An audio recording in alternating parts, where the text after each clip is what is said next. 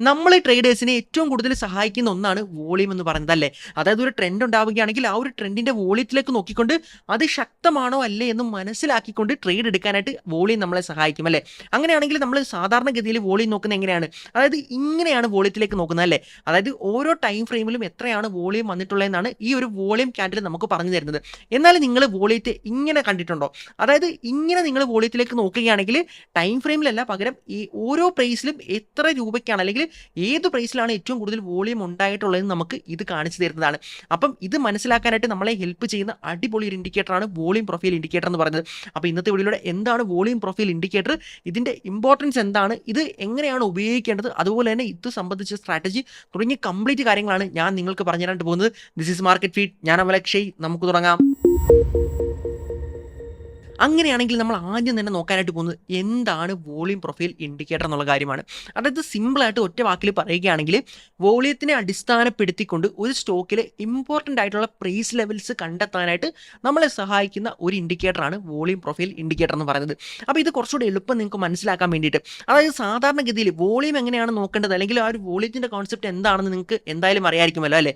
അങ്ങനെയാണെങ്കിൽ വോളിയത്തിലേക്ക് നമ്മൾ നോക്കുമ്പോൾ എന്താണ് നമ്മൾ കാണുന്നത്? അതായത് നമ്മൾ താഴേക്ക് നോക്കാൻ നേരം ഇത്തരത്തിൽ ഒരു സ്റ്റോക്കിൻ്റെ പ്രൈസ് ഇങ്ങനെ പോകുന്നുണ്ടെങ്കിൽ താഴെ ഇത്തരത്തിൽ വോളിയം ബാർ ഉണ്ടായിരിക്കും. അപ്പം നമ്മളിപ്പോൾ എക്സാമ്പിളിന് നിങ്ങൾക്ക് പെട്ടെന്ന് മനസ്സിലാക്കാൻ വേണ്ടി ഒരു ഡേ ക്യാൻഡിലാണ് എടുക്കുന്നതെങ്കിൽ, അതായത് ഇപ്പം ഒരു ഡേ ക്യാൻഡിലിൻ്റെ നേരെ താഴെ എത്ര വോളിയം വന്നിട്ടുണ്ട് എന്ന് നോക്കുകയാണെങ്കിൽ ആ ഒരു ദിവസം ഇത്തരത്തിലൊരു ട്രെൻഡ് ഉണ്ടായിട്ടുണ്ടെങ്കിൽ അന്നത്തെ ദിവസം ശക്തമായിട്ടുള്ള വോളിയം ബാർ നമ്മൾ കാണുകയാണെങ്കിൽ നമുക്ക് മനസ്സിലാവും. അതായത് ഇന്ന് സ്റ്റോക്ക് ശക്തമായിട്ട് മുകളിലേക്ക് പോയി ഒരു അപ് ട്രെൻഡ് ആണ് ഉള്ളതെങ്കിൽ അതിൽ ആ ഒരു ദിവസം നല്ല വോളിയം കൂടെ വന്നിട്ടുണ്ടെങ്കിൽ നമുക്ക് അസ്യൂം ചെയ്യാം ആ ഒരു സ്റ്റോക്ക് അപ് ട്രെൻഡ് ശക്തമാണെന്ന് നമുക്ക് അസ്യൂം ചെയ്യാം അല്ലേ. എന്നാൽ ആ ഒരു ദിവസത്തിൽ ഉദാഹരണത്തിന് സ്റ്റോക്കിൻ്റെ പ്രൈസ് ഓപ്പൺ ആയതൊരു 100 രൂപയിലാണെങ്കിൽ ആ ഒരു സ്റ്റോക്കിൻ്റെ വില ഒരു 200 രൂപ വരെ പോയെന്ന് കരുതുക. എന്നിട്ട് പിന്നീട് ആ ഒരു സ്റ്റോക്ക് വന്ന് ക്ലോസ് ആയത് ഒരു 150 രൂപയിലാണെങ്കിൽ, ഓക്കെ, ഇവിടെ നമ്മൾക്ക് നോക്കുകയാണെങ്കിൽ നമുക്ക് കാണാൻ പറ്റുന്നുണ്ട് ആ ഒരു സ്റ്റോക്കിൻ്റെ പ്രൈസ് എന്ന് പറയുന്നത് ഇങ്ങനെ എന്താ പറയുക, വോളറ്റൈൽ ആയിട്ടാണ്, ആ ഒരു കോൺസ്റ്റൻ്റ് ആയിട്ടല്ല വോളറ്റൈൽ ആയിട്ടാണ് ആ ഒരു സ്റ്റോക്കിൻ്റെ പ്രൈസ് അന്നത്തെ ദിവസം പോയിട്ടുള്ളത്. അപ്പം നമുക്ക് മനസ്സിലായി അന്നത്തെ ദിവസം ഒരുപാട് വോളിയം വന്നിട്ടുണ്ട്. എന്നാൽ അന്നത്തെ ദിവസം കൃത്യം ഏത് വിലയിലാണ് ഏറ്റവും കൂടുതൽ ബൈയിങ്ങും സെല്ലിങ്ങും നടന്നിട്ടുണ്ട് എന്ന് മനസ്സിലാക്കി കഴിഞ്ഞാൽ ആ ഒരു പ്രൈസ് ലെവൽ വളരെ ഇമ്പോർട്ടൻ്റ് ആണെന്ന് നമുക്ക് മനസ്സിലാക്കാൻ പറ്റില്ലേ.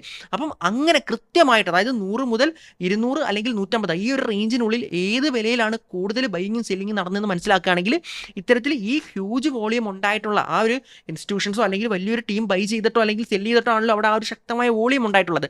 അപ്പം അത് ഏത് പ്രൈസിലാണെന്ന് നമുക്ക് കൃത്യമായിട്ട് മനസ്സിലാക്കാനായിട്ട് ഈ പറയുന്ന വോളിയം പ്രൊഫൈൽ ഇൻഡിക്കേറ്റർ നമ്മളെ സഹായിക്കുന്നതാണ്. അപ്പോൾ സിമ്പിളായിട്ട് പറയുകയാണെങ്കിൽ വോളിയം ബാർ ടൈമിനെ അടിസ്ഥാനപ്പെടുത്തിക്കൊണ്ട് ഏതെല്ലാം ദിവസങ്ങളിലാണ് അല്ലെങ്കിൽ ഏതെല്ലാം ടൈമിലാണ് ഇത്തരത്തിൽ ശക്തമായ വോളിയം ഉണ്ടായിട്ടുള്ളതെന്ന് നമുക്ക് കാണിച്ചു തരുമെങ്കിൽ വോളിയം പ്രൊഫൈൽ ഇത്തരത്തിൽ ഈ ഒരു സൈഡിൽ നിന്നുകൊണ്ട് ഏത് പ്രൈസിലാണ് ഏറ്റവും കൂടുതൽ ട്രേഡിംഗ് അല്ലെങ്കിൽ ഏറ്റവും കൂടുതൽ വോളിയം ഉണ്ടായിട്ടുള്ളതെന്നാണ് നമുക്ക് കാണിച്ചു തരുന്നത്.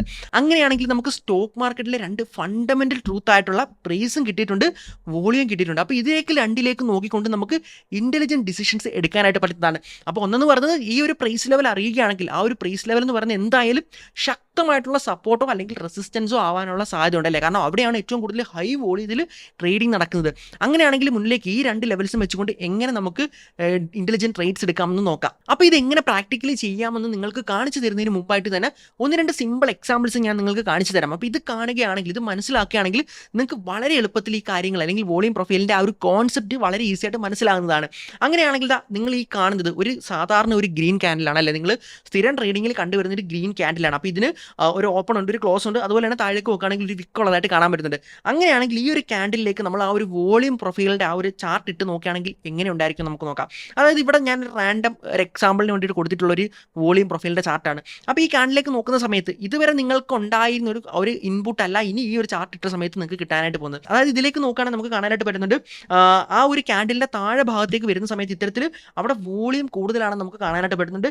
എന്നാലും മുകളിലേക്ക് വരുന്ന സമയത്ത് അവിടെ വോളിയം കുറയുന്നതായിട്ടും കാണാൻ പറ്റുന്നുണ്ട്. അപ്പോൾ ഇവിടെ ഏറ്റവും കൂടുതൽ, അതായത് ഈ ഒരു ക്യാൻഡിലിൻ്റെ ആ ഒരു പ്രൈസിൽ ഓപ്പൺ പ്രൈസ് ഉണ്ട്, ക്ലോസ്ഡ് പ്രൈസ് ഉണ്ട്, അതുപോലെ തന്നെ ഡേ ഹൈയും ഡേ ലോയും ഉണ്ട്. അങ്ങനെ നമ്മൾ നോക്കുന്ന സമയത്ത് ഇതിൽ ആ ഒരു ഡേ ലോയുടെ ഭാഗത്തേക്കൊക്കെ വരുന്ന സമയത്താണ് ഇവിടെ ശക്തമായിട്ടുള്ള വോളിയം ഉണ്ടായി നമുക്ക് കാണാൻ പറ്റുന്നുണ്ട്. അതിനർത്ഥം എന്ന് പറഞ്ഞാൽ ആ ഒരു ഹൈ വോളിയം ട്രേഡ് നടന്നിട്ടുള്ള ആ ഒരു സ്ഥലത്തിനെ നമുക്ക് പോയിന്റ് ഓഫ് കൺട്രോൾ എന്ന് പറയാൻ പറ്റുന്നതാണ്. അതായത് ആ ഒരു സ്ഥലത്താണ് ഇത്തരത്തിൽ ബിഗ് മണിയോ അല്ലെങ്കിൽ ഇൻസ്റ്റിറ്റ്യൂഷൻസോ എല്ലാം തന്നെ കൂടുതൽ ബൈയിങ് നടത്തിയിട്ടുള്ളത് നമുക്ക് കാണാൻ പറ്റുന്നതാണ്. എന്നാൽ ആ ഒരു ക്യാൻഡിലേക്ക് നോക്കുന്ന സമയത്ത് നമുക്ക് കാണാൻ പറ്റുന്നുണ്ട് ആ ക്യാൻഡിൽ ആ ഒരു ലെവലിൽ ബൈയിങ് നടന്നതിന് ശേഷം പിന്നീട് ശക്തമായിട്ട് മുകളിലേക്ക് പോയിട്ട് അത് ക്ലോസ് ആയിട്ടുള്ളതായിട്ട് കാണാൻ പറ്റുന്നുണ്ട്. അങ്ങനെ നമ്മൾ നോക്കുകയാണെങ്കിൽ നമുക്കിവിടെ 2 സോണാണ് കിട്ടിയിട്ടുള്ളത്. അതായത് ഇവിടെ നോക്കുകയാണെങ്കിൽ കാണാൻ പറ്റുന്നത് ഒന്നെന്ന് പറയുന്നത് ഹൈ വോളിയം സോണാണ്. അതായത് ഈ താഴത്തെ ആ ഒരു ഭാഗം എന്ന് പറയുന്നത് ഹൈ വോളിയം സോണാണ്. അവിടെയാണ് ഇത്തരത്തിൽ ശക്തമായിട്ടുള്ള ബൈയിങ്ങും സെല്ലിങ്ങും നടന്നിട്ടുള്ളത്. എന്നാൽ മുകളിലേക്ക് വരുന്ന സമയത്ത് അത് ലോ വോളിയം സോണാണെന്ന് കാണാൻ പറ്റുന്നുണ്ട്. അപ്പോൾ ഈ ഹൈ വോളിയം സോണിനും ലോ വോളിയം സോണിനും നമ്മളൊരു വ്യത്യാസം എന്താണെന്ന് ചോദിക്കുകയാണെങ്കിൽ ഹൈ വോളിയം സോണിൽ അവിടെ പ്രൈസിൻ്റെ മൂവ്മെൻറ്റ് എന്ന് പറയുന്നത് ഇത്തരത്തിൽ വളരെ സ്ലോ ആയിട്ടായിരിക്കും നീങ്ങുക. അതായത് ഒരുപാട് ആൾക്കാർ വിൽക്കാനും വാങ്ങാനും ഉള്ളത് കൊണ്ട് തന്നെ ഇത്തരത്തിൽ ആ ഒരു സ്റ്റോക്കിൻ്റെ മൂവ്മെൻറ്റ് പെട്ടെന്ന് അങ്ങോട്ട് നീങ്ങി പോകുകയില്ല. എന്നാൽ നമ്മൾ നേരെ മുകളിലേക്ക് വന്നിട്ട് ആ ഒരു ലോ വോളിയം സോണിലേക്ക് വരികയാണെങ്കിൽ അവിടെ പ്രൈസിൻ്റെ മൂവ്മെൻറ്റ് എന്ന് പറയുന്നത് വളരെ സ്പീഡിലായിരിക്കും നടക്കുക. കാരണം അവിടെ ലിക്വിഡിറ്റി കുറവായതുകൊണ്ടാണ് അവിടെ ഇത്തരത്തിൽ വോളിയം കുറഞ്ഞത്. അതുകൊണ്ട് തന്നെ ഇത്തരത്തിൽ വളരെ ഈസി ആയിട്ടായിരിക്കും അവിടെ ആ ഒരു സ്റ്റോക്കിൻ്റെ മൂവ്മെൻറ്റ് നടക്കുക. അപ്പോൾ ഒരു ക്യാൻഡിലിൽ എങ്ങനെയാണ് ഈ ഒരു വോളിയം പ്രൊഫൈലിൻ്റെ ചാർട്ട് വർക്ക് ചെയ്തത് നിങ്ങൾക്ക് ഒരു ഏകദേശം ഒരു ഐഡിയ കിട്ടിയില്ലേ? അങ്ങനെയാണെങ്കിൽ നമുക്കിനി ഇത്തരത്തിൽ ഒരു ബുള്ളിഷ് ക്യാൻഡിലേക്കും ഒരു ബെയറിഷ് ക്യാൻഡിലേക്കും ഒരു ന്യൂട്രൽ ക്യാൻഡിലേക്കും ഇത്തരത്തിൽ ഈ പറയുന്ന ഈ ഒരു വോളിയം പ്രൊഫൈലിൻ്റെ ചാർട്ട് വെച്ചിട്ട് അത് എങ്ങനെയാണ് ഇവിടെ വർക്ക് ചെയ്യുന്നത്, അതിൻ്റെ പിന്നിൽ ആ ഒരു ഐഡിയ എന്താണ്, അല്ലെങ്കിൽ അതിൻ്റെ പിന്നിൽ ഒരു ലോജിക് എന്താണെന്ന് സിമ്പിളായിട്ട് പെട്ടെന്ന് മനസ്സിലാക്കാം. അങ്ങനെയാണെങ്കിൽ ബുള്ളിഷ് ക്യാൻഡിൽ ഞാൻ നേരത്തെ എടുത്ത ആ ഒരു ക്യാൻഡിൽ തന്നെ എക്സാമ്പിളായിട്ട് എടുക്കുകയാണ്. അപ്പോൾ ഈ ഒരു ക്യാൻഡിൽ എന്ന് പറഞ്ഞ ഇത്തരത്തിൽ ഒരു ദിവസത്തെ ക്യാൻഡിലാണ് നിങ്ങൾ സങ്കല്പിക്കുക. അതായത് രാവിലെ ഈ ക്യാൻഡിൽ ഇവിടെ ഓപ്പൺ ആയി, അതിനുശേഷം പിന്നീട് താഴേക്ക് പോയിട്ട് പിന്നീട് മുകളിലേക്ക് പോയിട്ടാണ് ബുള്ളിഷ് ക്യാൻഡിൽ അത് ക്ലോസ് ആയിട്ടുള്ളത് ആ ഒരു ദിവസം. ഓക്കെ, അങ്ങനെയാണെങ്കിൽ ഈ ഒരു ക്യാൻഡിലേക്ക് നമ്മൾ നോക്കുകയാണെങ്കിൽ നമുക്ക് കാണാൻ പറ്റുന്നുണ്ട് ഇത്തരത്തിൽ ഓപ്പൺ ആയതിനു ശേഷം അത് താഴേക്ക് വന്നു, ഡേ ലോയിലേക്ക് വന്നു. അങ്ങനെ ഡേ ലോയിലേക്ക് വന്ന സമയത്താണ് അവിടെ ഇത്തരത്തിൽ അവിടെയാണ് ഫെയർ വാല്യൂസ് ഉണ്ടായിട്ടുള്ളത്. അവിടെ കുറേ അധികം ആൾക്കാർ ശക്തമായിട്ട് ബൈ ചെയ്തിട്ടുണ്ട്. ഇൻസ്റ്റിറ്റ്യൂഷൻസോ ആരോ ആയിക്കോട്ടെ, അവിടെ അവർ ബൈ ചെയ്തത് ശക്തമായ വോളിയത്തിൽ അവിടെ ബൈയിങ് നടന്നത് കൊണ്ടാണ് അന്നത്തെ ദിവസം ആ ഒരു സ്റ്റോക്കിൻ്റെ വില പിന്നീട് മുകളിലേക്ക് പോയിട്ട് ഇത്തരത്തിൽ അവിടെ ഡെയിലി ക്ലോസ് ആയിട്ടുള്ളതെന്ന് മനസ്സിലാക്കാൻ പറ്റുന്നുണ്ട്. എന്നാൽ ആ മുകളിലേക്ക് പോകുന്ന സമയത്ത് അവിടെ ഒബ്വിയസ്ലി വോളിയം കുറവായതുകൊണ്ട് പെട്ടെന്ന് ആ ഒരു സ്റ്റോക്കിൻ്റെ പ്രൈസ് മൂവ്മെന്റ് ഉണ്ടാകുകയും അത് മുകളിലെത്തിയതിന് ശേഷം പിന്നീട് ഇത്തരത്തിൽ അവിടെ നിൽക്കുകയും ചെയ്യാൻ നമുക്ക് കാണാൻ പറ്റുന്നത്. അപ്പോൾ ഇവിടെ നമുക്ക് മനസ്സിലാക്കാനായിട്ട് പറ്റുന്നത് ഇവിടെ ബയേഴ്സ് സ്ട്രോങ് ആണെന്നും അതുപോലെ തന്നെ ഇത്തരത്തിൽ ആ ഒരു ഫെയർ വാല്യൂവിൽ നിന്ന് ശക്തമായിട്ട് തിരിച്ചു കയറാൻ പറ്റിയത് കൊണ്ട് തന്നെ ഈ ഒരു ക്യാൻഡിൽ ബുള്ളിഷ് ആയിരിക്കുമെന്നും അടുത്ത ദിവസങ്ങളിൽ ഈ ഒരു ബുള്ളിഷ് ട്രെൻഡ് കണ്ടിന്യൂ ചെയ്യാൻ സാധ്യതയുണ്ടെന്നുമാണ്. അങ്ങനെ നിങ്ങൾ ട്രേഡ് എടുക്കാനായിട്ട് പോവുകയാണെങ്കിൽ ഇവിടെ നിങ്ങൾക്ക് ഇത്തരത്തിൽ ആ ഒരു പോയിന്റ് ഓഫ് കൺട്രോളിനെ ഒരു സപ്പോർട്ടായിട്ട് പരിഗണിക്കാനും പറ്റുന്നതാണ്. അടുത്തതിന് നമ്മൾ ബെയറിഷ് ക്യാൻഡിലേക്ക് നോക്കുകയാണെങ്കിൽ നമുക്ക് കാണാനായിട്ട് പറ്റുന്നത് ഇതിന് നേരെ ഓപ്പോസിറ്റ് ആണല്ലേ. അതായത് ഒരു ദിവസം ഇത്തരത്തിൽ ഒരു ക്യാൻഡിൽ ഓപ്പൺ ആയതിനു ശേഷം പിന്നീട് അത് കുറേ മുകളിലേക്കൊക്കെ പോകാനായിട്ട് ശ്രമിച്ച് താഴേക്ക് വന്ന് ക്ലോസ് ചെയ്തിരിക്കുകയാണ്. ആ ഒരു ഡേ ഓപ്പണും ഡേ ക്ലോസും നിങ്ങൾക്ക് ഈ ഒരു ചാർട്ടിൽ കാണാൻ പറ്റുന്നുണ്ട്. എന്നാൽ ഇവിടെ നമ്മൾ നോക്കുകയാണെങ്കിൽ ആ ഒരു ഡേ ഹൈയുടെ ഭാഗത്തൊക്കെ എത്തുന്ന സമയത്താണ് നമുക്ക് ആ ഒരു ഫെയർ വാല്യൂ സോൺ അവിടെ കാണാനായിട്ട് പറ്റുന്നത്.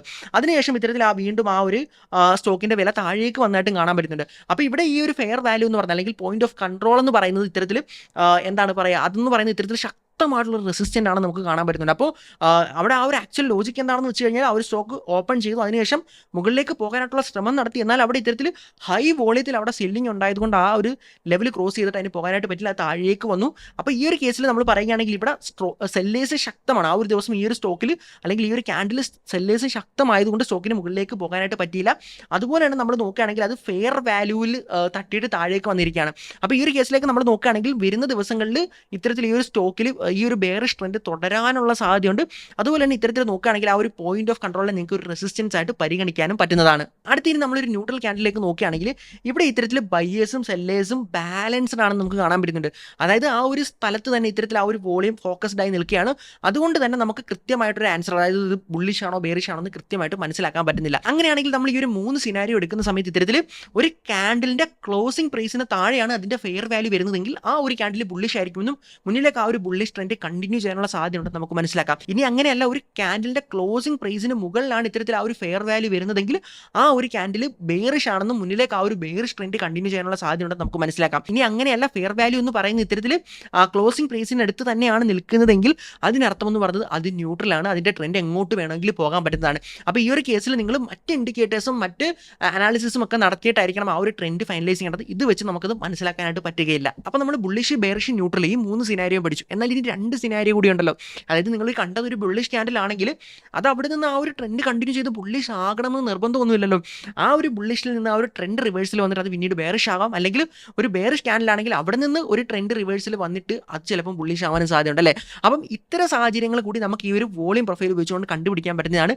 അത് എങ്ങനെയാണെന്ന് നോക്കാം. അപ്പോൾ അതിനൊരു എക്സാമ്പിളാണ് നിങ്ങൾ ഇവിടെ ഈ കാണുന്ന ക്യാൻഡിൽ. അപ്പോൾ ഇതിലേക്ക് നോക്കുകയാണെങ്കിൽ നിങ്ങൾക്ക് കാണാനായിട്ട് പറ്റുന്നുണ്ട് ഇതൊരു നോർമൽ ബിഗ് ക്യാൻഡിൽ ആണല്ലേ. അതായത് ഒരു ബുള്ളിഷ് ക്യാൻഡിലാണ്. അതുപോലെ തന്നെ നോക്കുകയാണെങ്കിൽ അതിനൊരു ഓപ്പണും ക്ലോസും ഒക്കെ ഉണ്ട്, നല്ല രീതിയിൽ നിൽക്കുന്നുണ്ട്. എന്നാൽ അതിലേക്ക് നമ്മൾ ഇത്തരത്തിൽ ഒരു വോളിയം പ്രൊഫൈൽ ചാർട്ട് ഇട്ട് കൊടുക്കുന്ന സമയത്ത് നിങ്ങൾ ഇങ്ങനെയാണ് കാണുന്നതെങ്കിൽ, അതായത് ആ ഒരു ക്യാൻഡിൽ എവിടെയാണോ ക്ലോസ് ആയത് ആ ഒരു ക്ലോസിൻ്റെ ആ ഒരു റേഞ്ചിൽ തന്നെയാണ് ഇത്തരത്തിൽ ഇവിടെ ഫെയർ വാല്യൂ നമുക്ക് കാണാൻ പറ്റുന്നത്. അപ്പോൾ അതിന് അർത്ഥമെന്ന് പറയുന്നത് ഇത്തരത്തിൽ ഒന്ന് നമ്മൾ നോക്കുകയാണെങ്കിൽ നമുക്ക് കാണാൻ പറ്റുന്നുണ്ട്, അതായത് ആ ഒരു ലോ ലിക്വിഡിറ്റി ആ ഒരു റേഞ്ചിൽ നല്ല രീതിയിൽ പ്രൈസിന് മൂവ്മെൻറ്റ് ഉണ്ടായിട്ടുണ്ട്. എന്നാൽ പ്രൈസ് എവിടെയാണ് ക്ലോസ് ആയത് അല്ലെങ്കിൽ പ്രൈസ് എവിടെയാണ് നിന്നതെന്ന് നോക്കുകയാണെങ്കിൽ അത് ഇത്തരത്തിൽ ആ ഒരു ഫെയർ വാല്യൂ സോണിലാണ്. അപ്പോൾ അതിനർത്ഥം എന്താണ്, അതായത് ഈ സ്റ്റോക്ക് ശരിക്കും ബുള്ളിഷ് ആയിരുന്നെങ്കിൽ ഈ ഒരു ഫെയർ വാല്യൂ സോൺ എന്ന് പറഞ്ഞാൽ നമ്മൾ പറഞ്ഞിരുന്നല്ലോ, അതൊരു റെസിസ്റ്റൻറ്റ് ആകാം അല്ലെങ്കിൽ ഒരു സപ്പോർട്ടും ആകാം. അപ്പോൾ ഇത് ഫെയർ വാല്യൂ സോണിൽ നിന്നതുകൊണ്ട് തന്നെ അതൊരു റെസിസ്റ്റൻസിലാണ് നിൽക്കുന്നത് നമുക്ക് മനസ്സിലാക്കാൻ പറ്റുന്നതാണ്. അങ്ങനെയാണെങ്കിൽ അടുത്ത ദിവസം ആ ഒരു റെസിസ്റ്റൻസിൽ നിന്ന് വീണ്ടും ആ ഒരു സ്റ്റോക്ക് താഴേക്ക് പോകാനുള്ള സാധ്യതയുണ്ട്.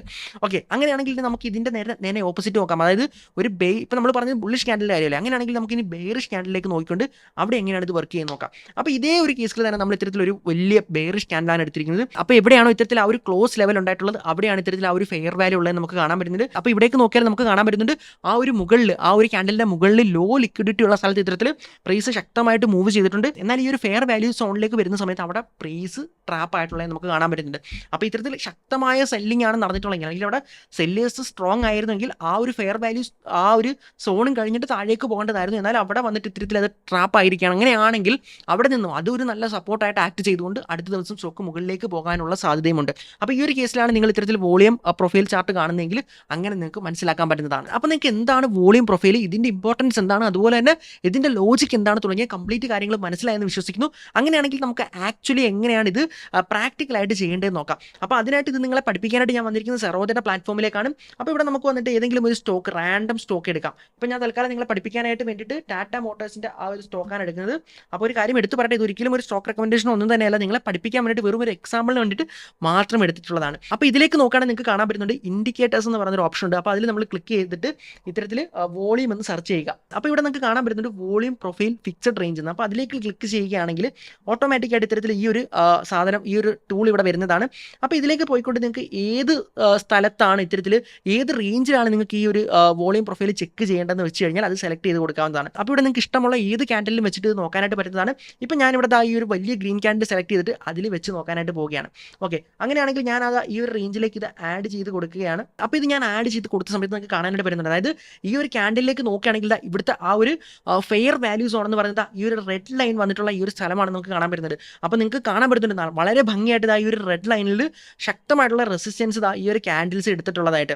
അപ്പോൾ ഇത്തരത്തിൽ ഈ ഒരു ക്യാൻഡിലിനെ നമുക്ക് അനലൈസ് ചെയ്തുകൊണ്ട് ആ ഒരു ദിവസം തന്നെ ഈ ഒരു ക്യാൻഡിൽ അനലൈസ് ചെയ്തുകൊണ്ട് ഇവിടെ ആ ഒരു റെസിസ്റ്റൻസ് സോണുള്ളതായിട്ട് നമുക്ക് മനസ്സിലാക്കാനായിട്ട് പറ്റുന്നതാണ്. അപ്പോൾ ഇതിലുള്ള ഏത് ക്യാൻഡിലേക്ക് നിങ്ങൾക്ക് ഇത്തരത്തിൽ ഈ ഒരു ചാർട്ട് ആഡ് ചെയ്തുകൊണ്ട് അനലൈസ് ചെയ്യാൻ പറ്റുന്നതാണ്. ഇതിനൊപ്പം തന്നെ ഇത്തരത്തിൽ താഴെ നിങ്ങൾ ആ ഒരു വോളിയം ബാർ കൂടി ആഡ് ചെയ്യുകയാണെങ്കിൽ നിങ്ങൾക്ക് ഏകദേശം ആ ഒരു ടൈം ഏത് ടൈമിലാണ് വോളിയം കൂടുതൽ വന്നതെന്നും അതുപോലെ തന്നെ ഏത് കൃത്യമായിട്ടുള്ള പ്രൈസ് റേഞ്ചിലാണ് അവിടെ ബൈയിങ് സെല്ലിങ് നടന്നതെന്ന് മനസ്സിലാക്കിക്കൊണ്ട് പ്രോപ്പർ ആയിട്ടുള്ള ട്രേഡിംഗ് ഡിസിഷൻ എടുക്കാൻ പറ്റുന്നതാണ്. അപ്പോൾ നിങ്ങൾക്ക് വോളിയം പ്രൊഫൈൽ എന്താണെന്നും അതെങ്ങനെ പ്രാക്ടിക്കലി ഉപയോഗിക്കണം തുടങ്ങി കംപ്ലീറ്റ് കാര്യങ്ങൾ മനസ്സിലായെന്ന് വിശ്വസിക്കുന്നു. അങ്ങനെയാണെങ്കിൽ അടുത്തൊരു വീഡിയോയിൽ കാണുമ്പോഴേക്കും